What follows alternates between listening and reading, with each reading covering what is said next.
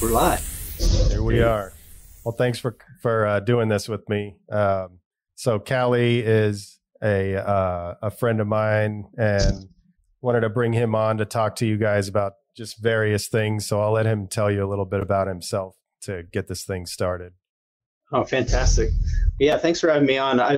I've been listening to the podcast for a really long time, and then we've kind of intersected in a couple of different ways, and so it's kind of exciting for me to be on. But yeah, so my background is a little different. So my family, we've been in manufacturing for a really long time, but most of the people in my family have art degrees. So I grew up like making art, making things, going to shows, that kind of stuff, but also in this kind of hardcore manufacturing realm. And so after doing and trying my hands at a few different things, web design, software programming, I ended up getting sucked into the family business, and I got into product development. And it's an interesting intersection of what I like, which is creating and making. So it uses that engineer side of my brain, and it uses that artist side of my brain. That's why I formed this company, Red Blue Collective, because it's that dichotomous thinking. I think a lot of pieces of life are like this: is that there's two elements, and it's tempting to think that they're mutually exclusive, but they're additive together. So Red Blue Collective, it's like how we come up with interesting ideas and we offer them. So yeah, cool.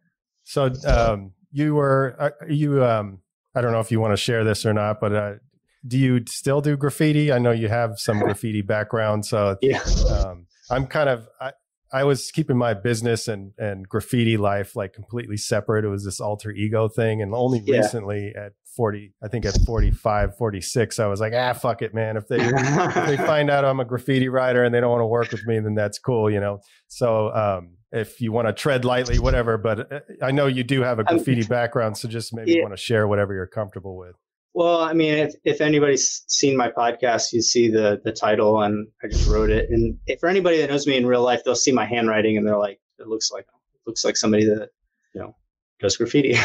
But yeah. So it's really interesting for me because I have this really distinct memory of being a sophomore in high school and seeing somebody work in their black book, and I was like, wow, what is this guy doing? Because I wanted to be a comic book illustrator, and I would just spend all day drawing superheroes and cities and all that stuff, kind of teenage boy stuff. And then I saw this guy, and he had his characters and he had his letters, and I was like, this is really cool. This is like multiple things that I like doing. And I got into it. And at the time in the 90s, it's not like you could just pull it up on the internet and, you know, who's into this and what's this? So my circle is pretty small and exposure is pretty small because you could like order magazines or anything like, connecting with the culture would be difficult, but I really enjoyed it. And there's a lot of the concepts of it, of like getting something done and practicing something over and over and over again. And like having to learn, like you come across snippets of information of how to do something or how something should look.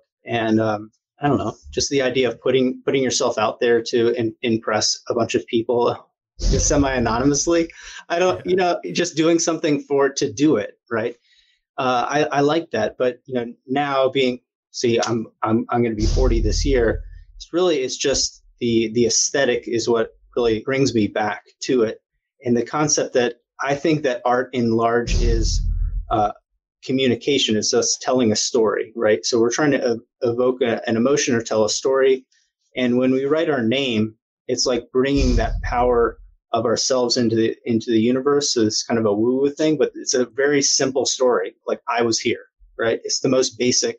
I think 20,000 years ago, the first time somebody ever wrote anything, it was a story of them existing.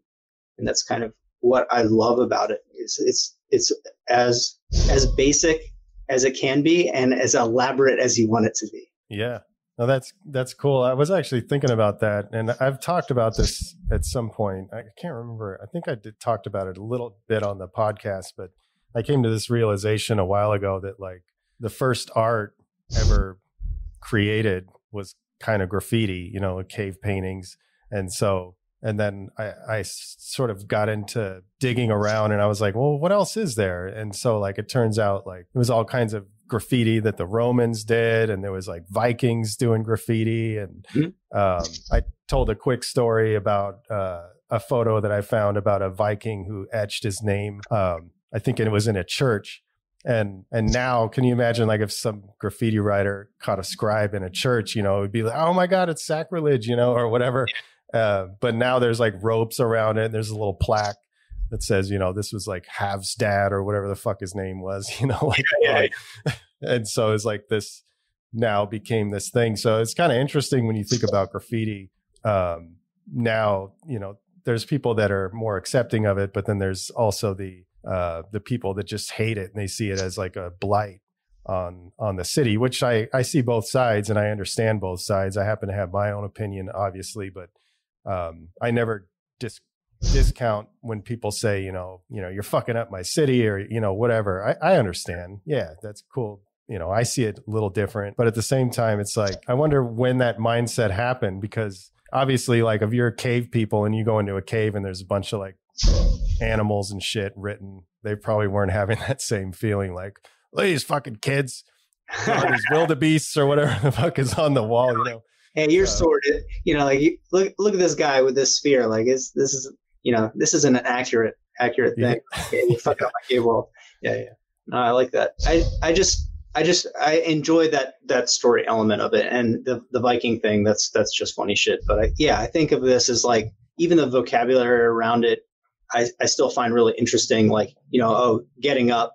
It's like just being seen. Like, you're just, it's an intent to be seen. It's an intent to like have that little piece of power or showmanship, like over a USPS box or a wall or whatever it is. So I find that ultimately interesting, and I find that a lot of art, they're really just trying to do the same thing, telling a more complex story of identity. But from an aesthetic standpoint, I still really enjoy it, and I see more and more things in like mainstream culture pulling that type of aesthetic, or I guess cyclically trying to pull the aesthetic and making it like legit or whatever they want. And I don't want to get into a rabbit hole of like talking about murals versus graffiti and like that whole split of things. But, I think Instagram has pushed that whole mural concept beyond the pale,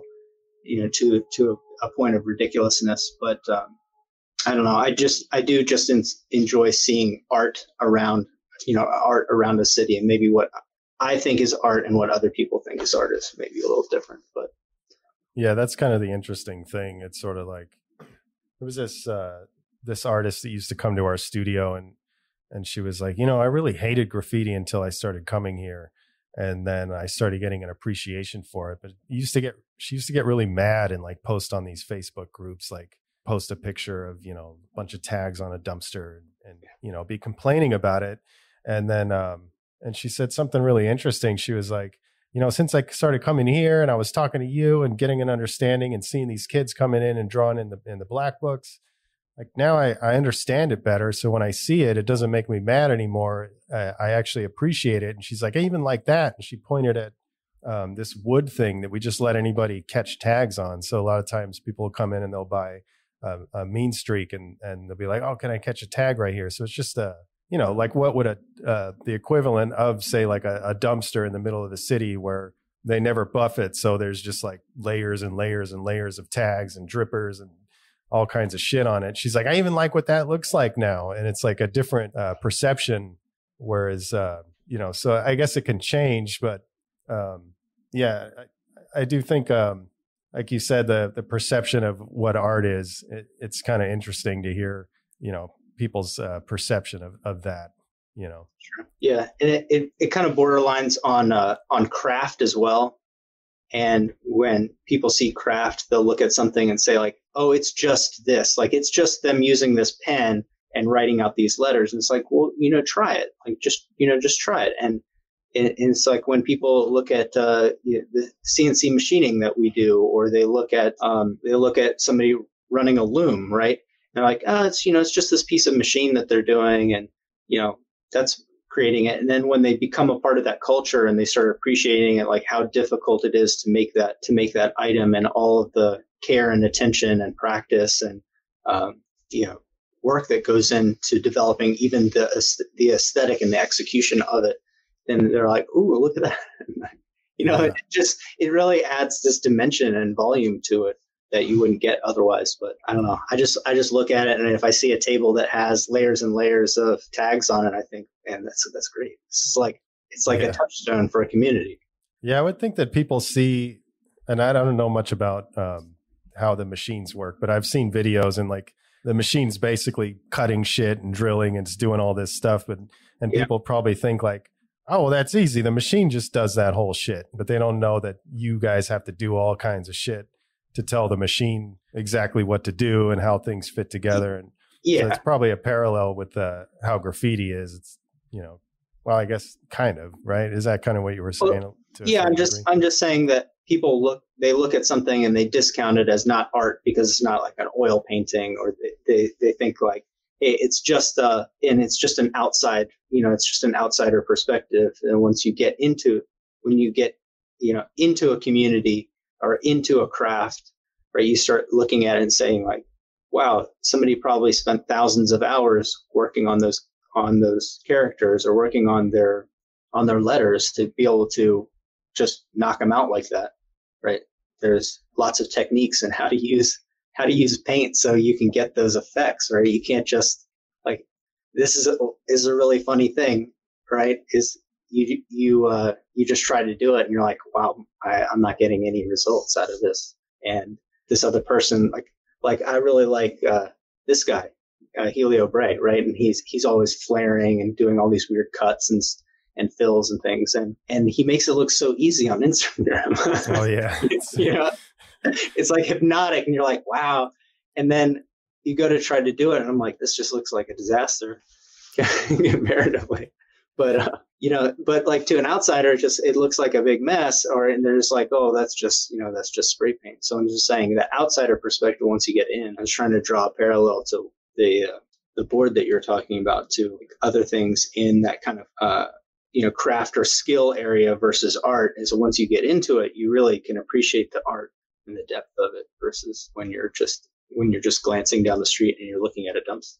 Yeah, I've had conversations with people about Helio Bray, and I'm like, yeah, check out his videos, but you're going to be kind of discouraged because most of us can't do that shit, you know, and most of us can't do it as effortlessly as he does. You know, it's pretty interesting to watch that stuff come together and all the layers and things that he does.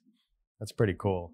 I was also thinking about how I just came to this realization of how graffiti and how there's parallels with, we're pretty much just marketing. So like, as I'm kind of learning about marketing, I started thinking like, fuck, man, I've been marketing for a long time. I just didn't know that that's what I was doing. You know, it's like this sort of, with like social media marketing and stuff, you're using all these tools to target specific people. And whereas graffiti, at first I was thinking like, you're just putting your shit up and, like tens of thousands of people are going to drive by it on the freeway or it's going to run on a train. And you're sort of not, at first I was thinking you're not really targeting, but at the same time, it's kind of like you actually are, because the spots that graffiti writers are going to look at. So if you find a wall that's off the side of a freeway, that's like, you can just kind of see it between some trees, and like, as you go by and curve around this one thing, you'll catch a glimpse of this wall. It didn't ever occur to me that it's like, that's sort of like targeted marketing, because pretty much only a graffiti writer in a passenger seat of a car is going to be like eyeballing all of those spots, and they'll see it and they're like, oh shit, I saw that, Yeah, circle back. Yeah, exactly. Yeah. So I'm starting to make all these connections to graffiti and how being a graffiti writer kind of translates over into your other aspects of your life. So I was wondering, like, do you have any carryover stuff, like as far as like the energy or whatever it is? I want to explore that really quickly, because if we're talking about this marketing and getting attention conversation, right? So what you just described could be analogous to, you're flipping through Instagram, right? And you're just scrolling around, and then you see something and you stop really quickly. It's scroll stopper, right? It's going to get attention, and you have to have the right real estate, and it has to appeal to the right group of people, but it has to be memorable, right? So like a friend of ours always says, marketing is a game of memorization, right? And I think that that is true once you start seeing that same flavor of thing or that style of thing, or that, even if you're riffing on it and you're changing it, it has to be memorable and brandable, right? It has to repeat so you can memorize it.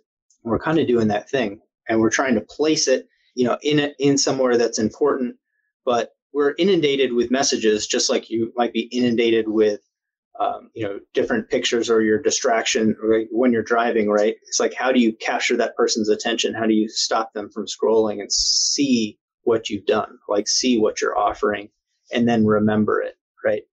And I could definitely see the parallels.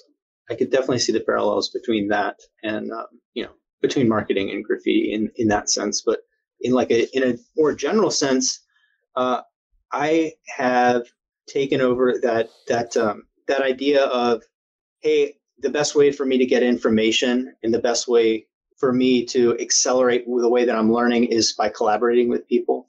So to like get out there and like not just show off and like, trade tips or, be like, hey, here, I've learned how to do this, or like, did you see this? Or did you see, not just like riffing off of each other and getting better, but like the business equivalent of that energy, of like that relationship is like, doing collaborative products. Like, say my friend, he's a sculptor and I have a manufacturing company. It's like, can we make a machine sculpture? What would that look like? Like how are we going to get this product like in front of a bunch of people? How are we going to take over this Facebook group? How are we going to launch it? Like, I feel like there's a lot of parallels to that, to running a little squad, but, I don't know.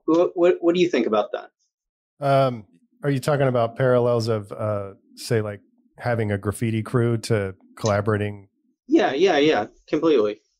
Yeah, because like I think in my life, not just like personal life, but in business life, like I have a little small circle. Like I have my own little crew, and people that I can show stuff that I'm working on.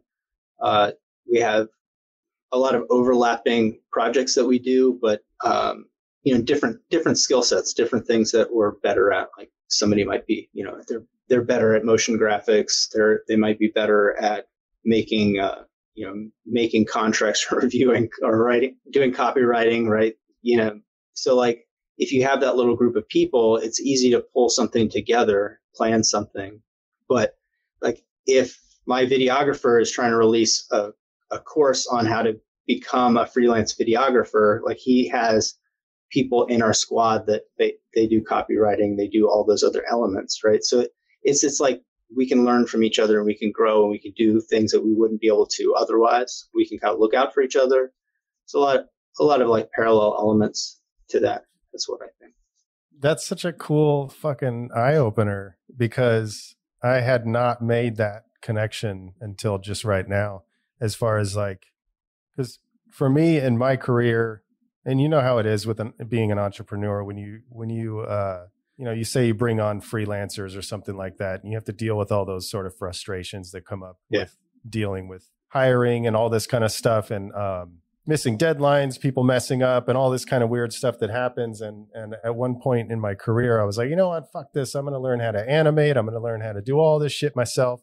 Yeah. And I ran my motion graphics business alone. So when I was talking to clients, like I always considered my company as an entity, and then there's me. So like whenever I was talking to somebody, even if it was just me doing the project, I was always saying we, not so much lying to them, but I considered my company to be something separately. That's off topic. But the point is, until recently, I didn't see the value in having that collective around me until probably just before I joined the Arate Syndicate, and I started learning a lot more. And one of the reasons I joined Arate was because I wasn't surrounding myself with the kind of people that I felt like I needed to start collaborating with. I didn't really have access, or I didn't think I did. I just didn't know where to find wouldn't know where to find you,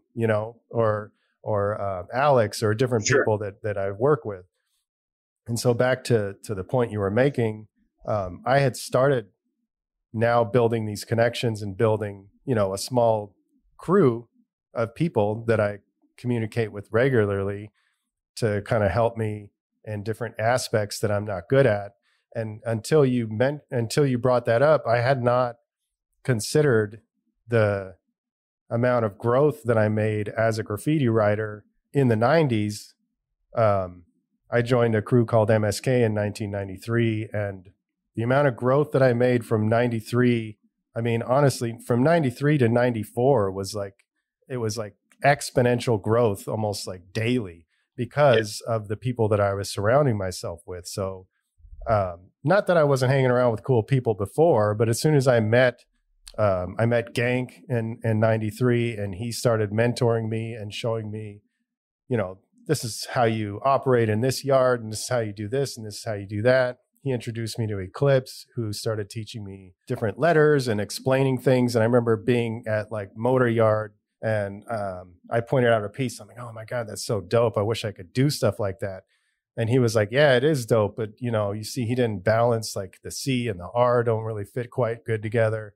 And he was making all those connections for me. And it was like, I went from being pretty shitty to being pretty decent within like less than a year of time. And then the growth continued because of the things you're talking about. Like within our crew, there was like hardcore bombers that knew how to navigate the streets and knew how to do all this kind of stuff. They knew what gangs were in different areas. So like, don't go there. They had a real key insight on how that kind of stuff worked. And then you had these other people that were more focused on pieces and doing these elaborate, crazy things, like the things that Saber was doing early on. I mean, things he's doing now is just totally crazy. But I remember seeing, I remember walking into the Venice Pavilion at times and being like, damn, that's so cool. There was one point where he did this one piece that was like, it was like his letters were leaning back and he put a crack in the middle and he had like light shining out of the cracks. And like at the time, like I hadn't seen anybody do that kind of thing. So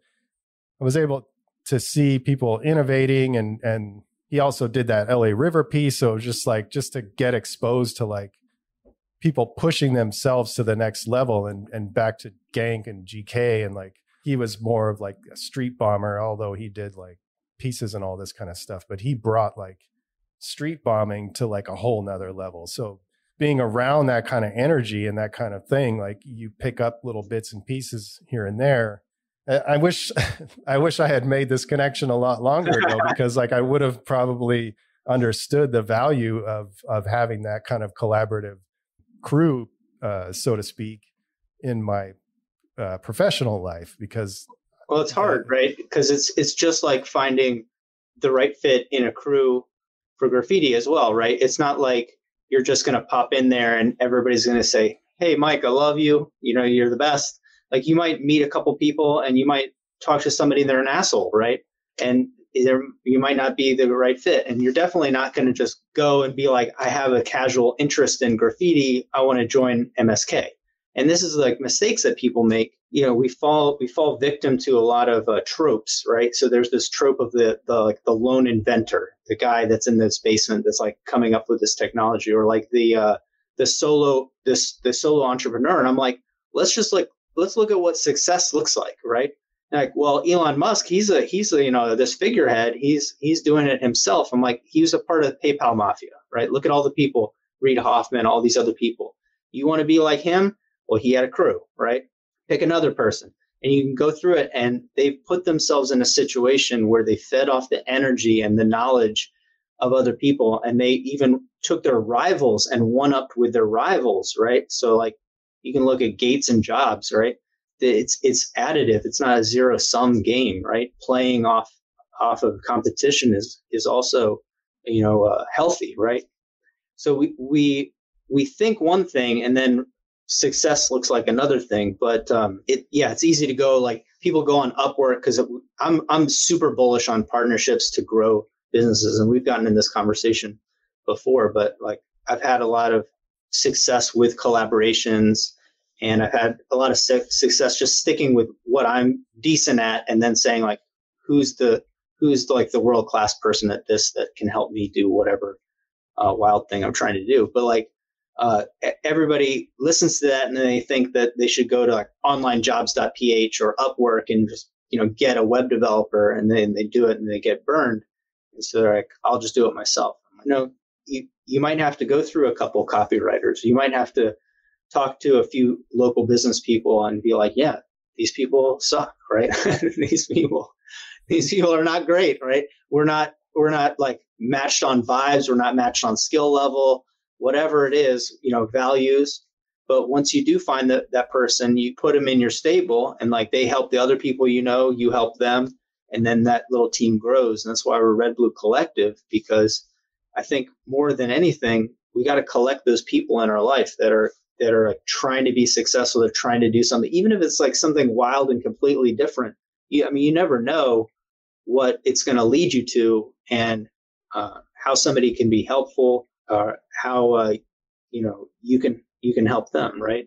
It might just be that they are high energy and they're doing something badass and you're trying to do something badass. So like when you get together, you talk, about boss shit together, right? And you're just, I don't know. For me, it's really important. It's just important to be around people that I can pass that back and forth with.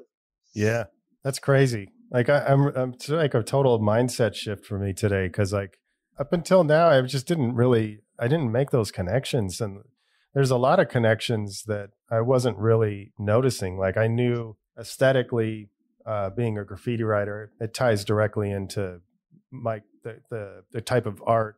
Well, not art, the type of design that I do. So I went into commercial art doing graphic design, motion graphics. And if you look at my stuff, like it doesn't look like graffiti, but at the same time, I'm drawn to like big, aggressive 3D letters, and there's like shiny shit on it, and there's shadows, and there's all this kind of stuff that you do in graffiti, but it's like an interpretation of that energy, not so much like the actual aesthetic and the sort of like aggressive fighting, letters that look like they're battling each other kind of thing. But at the same time, there was a lot of parallels and a lot of things that I learned, just by doing graffiti. I hadn't realized that I was doing typography the whole time. I didn't consider graffiti typography. So like, I remember in college, we had this assignment, and it was like, you had these sheets of paper and you were supposed to cut out each letter, and then you were supposed to paste all the letters back up and space them properly,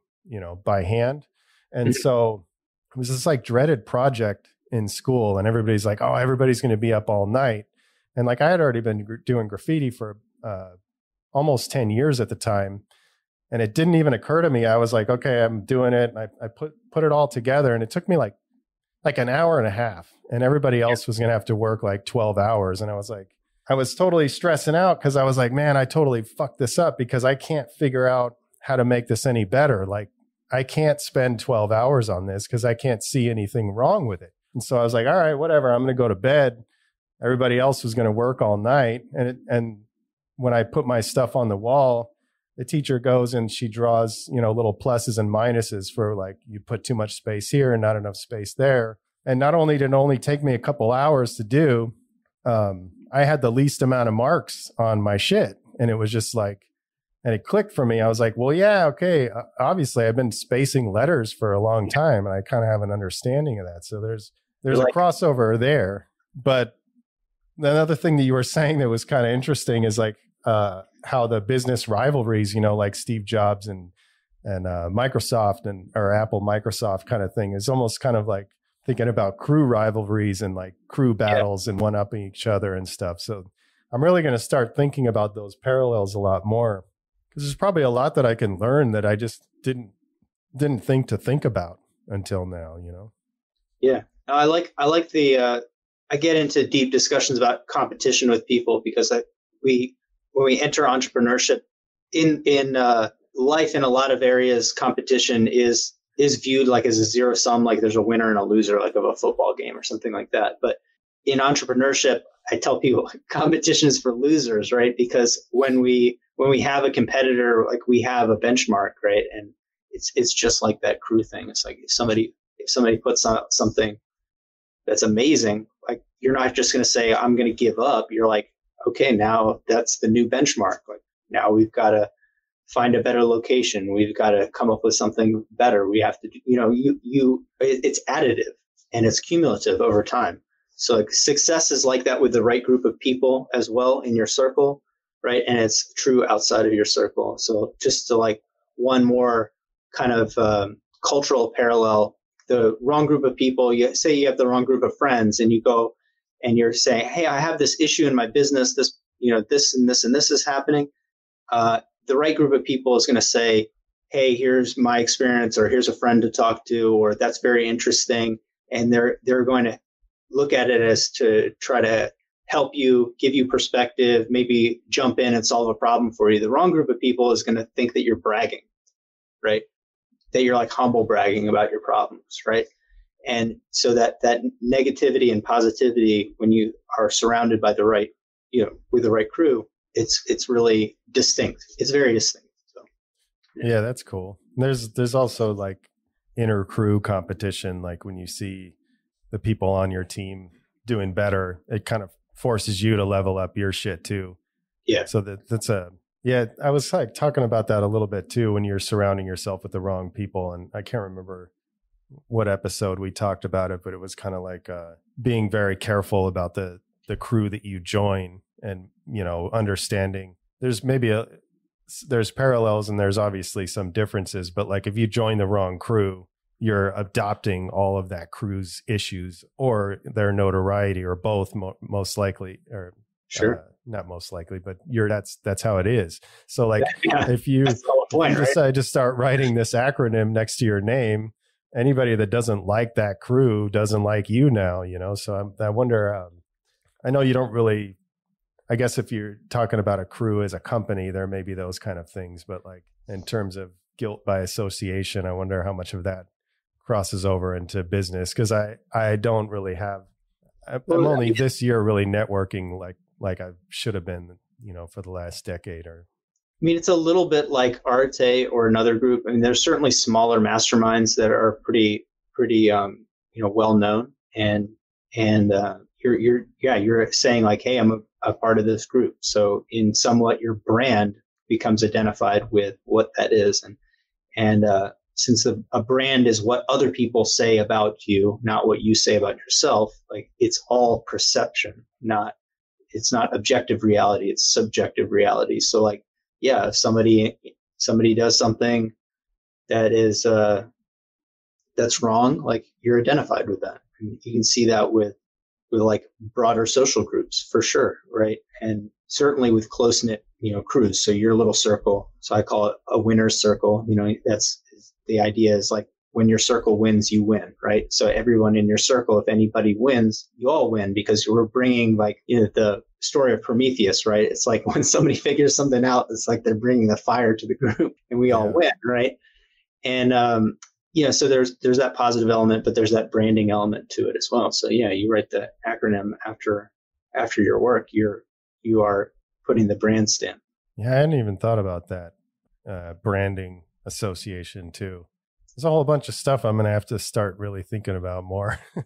Well, this is one of the things I really like about your podcast, is because it combines two things that I really like, and it's so thoughtful. So you're bringing all of the thoughtful elements that we talk about, like in Arte, or you see in personal development, and then couching it in terms of graffiti. So I'm like, oh, I definitely see how this kind of tall poppy syndrome, right? It's like, crab pot syndrome. It's like this, that's the opposite of leveling each other up and forming a real community.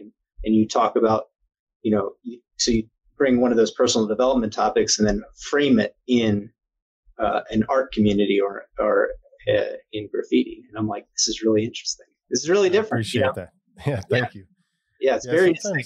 Sometimes when I'm trying to come up with stuff, I'm like, I have to catch myself, because I think like, man, so-and-so already covered this and so-and-so already covered that. But it's like, well, yeah, but they didn't really pick and choose what stuff is applicable to this culture. It's kind of what Cub and I set out to do in the very beginning, which was the stuff that we, or I'm still battling with that, because he's still part of the thing, even though he's not like physically here. But What we intended to do is obviously the amount of information I absorb is a fraction. I mean, it's a fraction of what I absorb is shared via that podcast. You know, it's like most of it I keep or I fucking forget. Like, you know, I mean, there's only so much stuff you can remember. But I like that. Yeah, so it's kind of a struggle in a sense, and I'm still learning. And you know, it's like 30 episodes or 31 episodes so far. So I don't know. We'll see how much further it goes. But I think like conversations like this will be interesting to bring in because you're bringing in a whole nother perspective. So I don't know. I want to try to keep stuff like that going. Yeah, I do. I have the interview, and then I do an episode or a couple episodes that are kind of breaking down after it's, you know, soaked into my thick skull. I'm like, yeah, okay, so she said this, and it took a few days, and I listened to it again, and it really clicked with this other lesson. So then I do this solo episode after that kind of unpacks it and puts it more into my audience's vocabulary or into my own vocabulary versus the guest's, the guest story. But I think it's interesting, yeah, because it's one of the reasons why I'm really liking Clubhouse right now. So not to destroy the show and derail it with talk about Clubhouse, but good. I'm trying to get some people over there anyway. But it's like there's a lot of like silly puffery. But I'm like, have you guys been on the internet? This is pretty much how the internet works, right? But what I really like about it is that there's very little control that you have in the background and demographics and like state and status of people that come into the room. So like people that ask questions, they have their own shit, their own thing that they're trying to do, and it's like totally disconnected from what I'm trying to do, right? So they're like, hey, I'm trying to start this t-shirt business for this group of people. I'm like, this is awesome. This is totally random, and they bring their own values and their own culture and their own thoughts to it. And then working through those problems with them, I'm like, that discussion has so much value, right? Because it has to be translated from what I'm doing or what I know into like what they're doing and what they're trying to do. And, then the next person has a completely different thing that they're doing and a completely, different background. So, I like that. I like having that diverse, experience and background. It forces you to think, to translate an idea. Yeah, I'm digging Clubhouse for sure. I made a post about trying to do a little graffiti meetup, and it turned out to be like it was me, the guitarist of a band called Strife. I used to be in a band called Strife. They're still around. I was in there for like a year, way back. It was me, him, and this kid that works for me. We were just in a room together, just kind of chopping it up a little bit. But Andrew actually gave me an idea for an episode that I'm going to record. But so I would like more graffiti writers to get on there, because I think there could be some interesting discussion to be had. And then another thing that I thought, it could either be good or bad. It just sort of depends. Like, so if you have a room where graffiti writers are discussing stuff, if it's a public room, and some people will like this idea and some will hate it. But like, if you have a public room and you're discussing graffiti, it sort of gives people an option to, so like say a soccer mom's like, I don't know shit about graffiti, but let me just listen to this conversation that she would never be able to listen to. And I've gotten to listen to those kind of conversations that, like, there was some rooms that I was in that I was like, this room and just the topic of the room is obviously, this is not directed at me at all, but I want to hear this conversation. So you're in there and you're getting to sit at a table that you don't normally get to sit at, And I find that really interesting. And the other thing that's pretty cool is like, sometimes you'll see a name pop up and you're like, oh shit. Like, the author of the book, Tiny Habits. Like, I love that book. And so I got to go in there and hear him talk about things, So it's like, there's a lot of cool stuff that happens on there. I see a lot of good things potentially happening with Clubhouse for sure.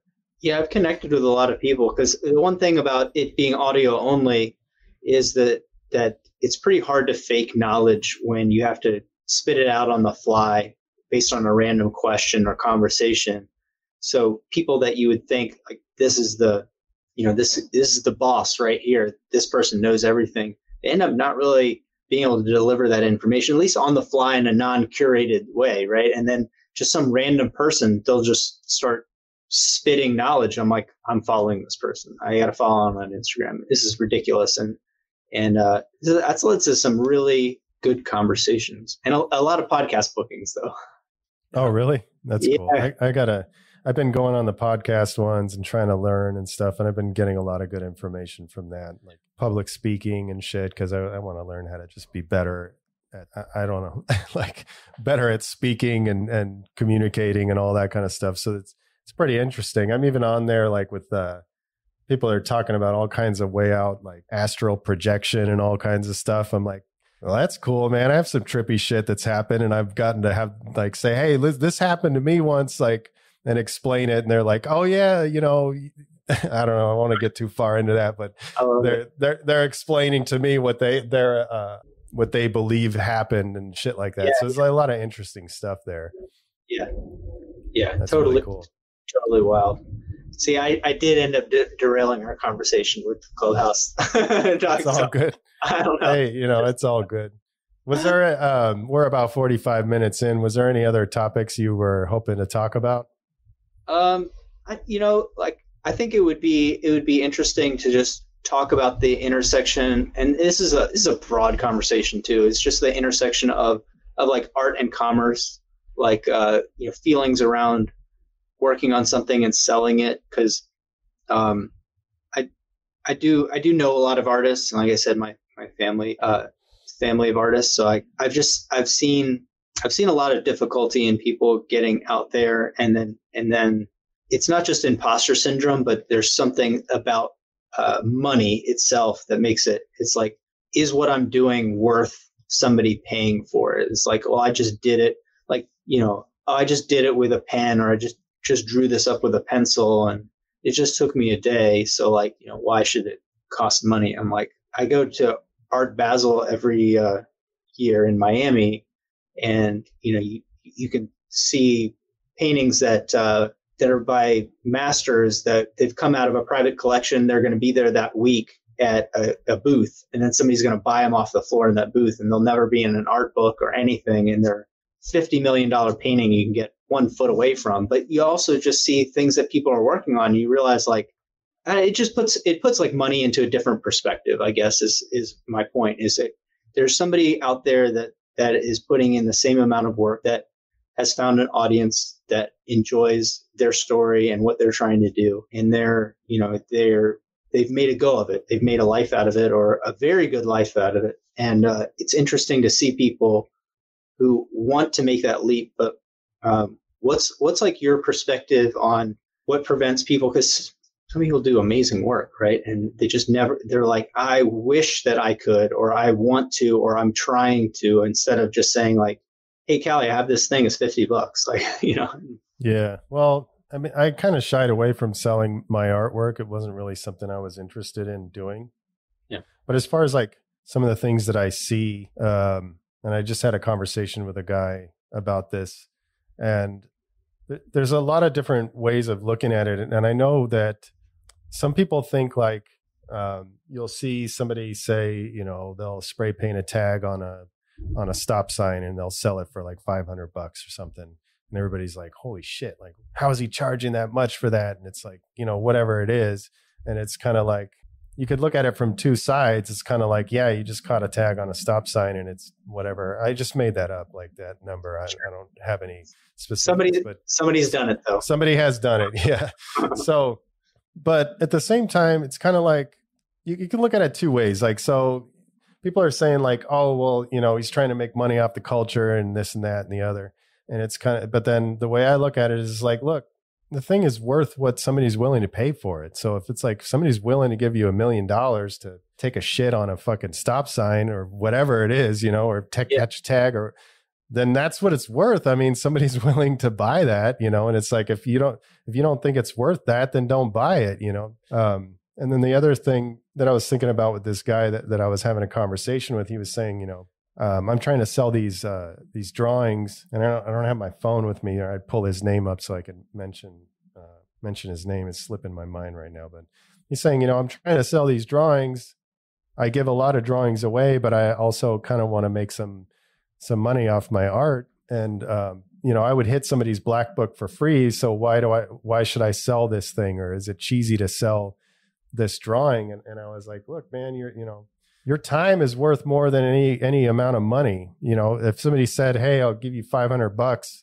but you're going to die 6 hours earlier, I'd be like, dude, not doing that. That's not that's not a good trade-off. You know what I mean? So like, and that, well, that's extreme, but it's sort of like you're still putting your time into it and your time is worth something.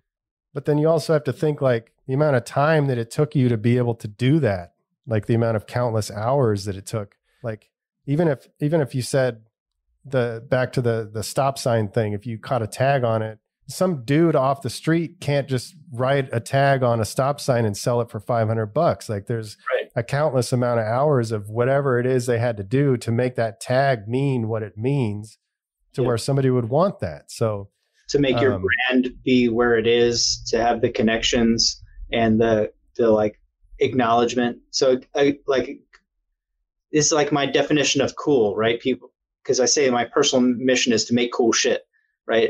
And my definition of cool is somebody else has to think that it's good. It's not like a personal validation thing. It's validated by like the market, like, does Mike think it's cool?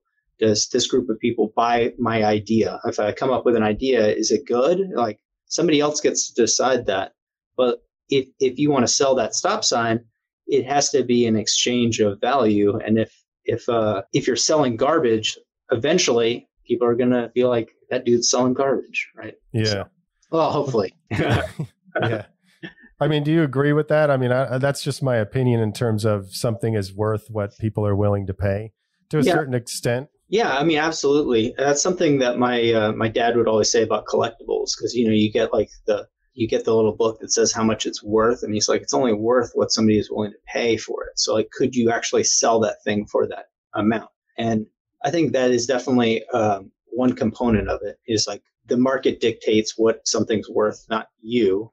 And we often like downgrade what our own value and potential is because we feel like bad, or we feel like money, it's the stupid thing that I say all the time is like, money isn't the mission, money makes the mission possible, right? I want to live a life that looks like this. I'm probably going to have to get paid somehow, but it's not because I need money. It's because I need money to be able to do what I want to do, right?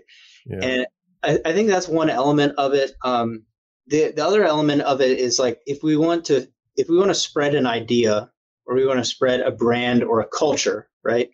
We have to give people something. That's the thing. It's like, and we have to make sure that they're going to value it. And people tend to value things that they pay for. I mean, you can break it down in different ways, but it just happens to be demonstrably true. I have a friend who's an artist, and he makes those CNC machine sculptures, right? And they're pretty expensive. And when I first met him, I was like, you need to make something that people can afford, right?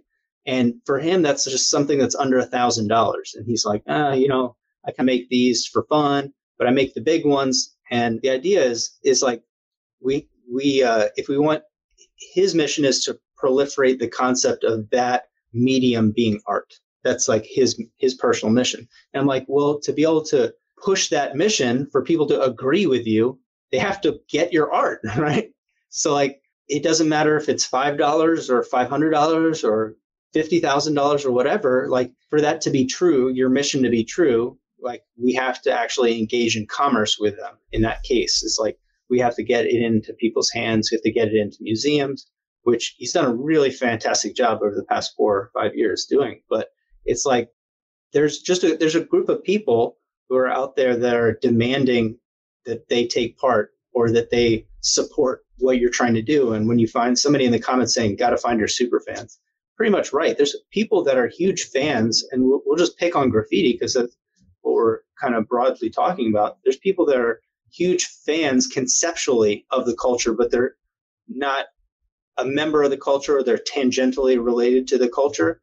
And they just want to support it or feel like some connection to it or community to it. And if you can't actually do it, maybe that looks like supporting monetarily, right? Yeah, or buying a piece to have in your house, or I mean, stuff like that. Like for me, I I appreciate people that are putting the work into it. So if somebody is selling something, I don't feel like it's a donation. I feel like it's an equitable exchange of value. But I like the fact that I know the money is going towards art instead of going towards broadly, like going towards $1 billion corporation or something like that. Yeah, exactly. I think that's a good way to look at it. Yeah, I mean, I had people ask me, oh, do you ever sell your art? And I always just like totally undersold it. I'm like, yeah, just give me like $50, and then I look at it, I'm like, I just made $10 an hour off of that thing, It's just sort of like, I get into my head like, oh, it's just something I was going to do anyway. But I really don't think that's the right way to look at it. But at the same time, I'm not trying to pursue that as far as like art, making money off of art.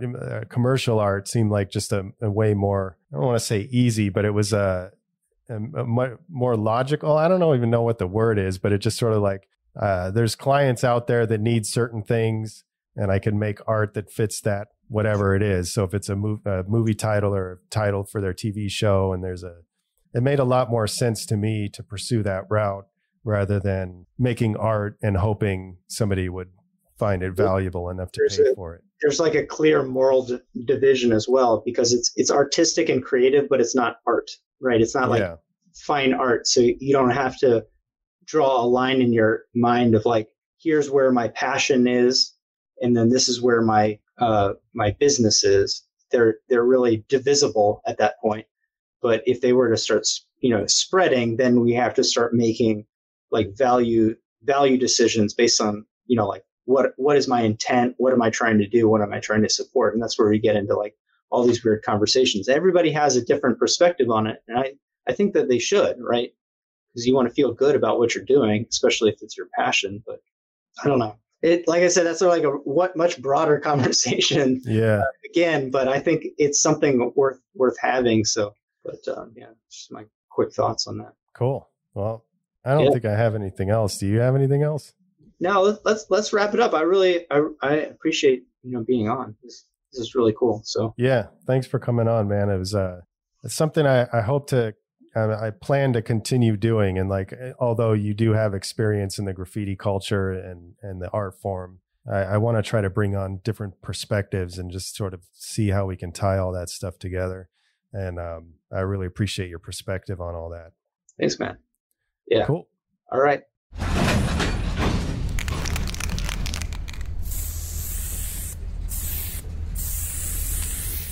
All right.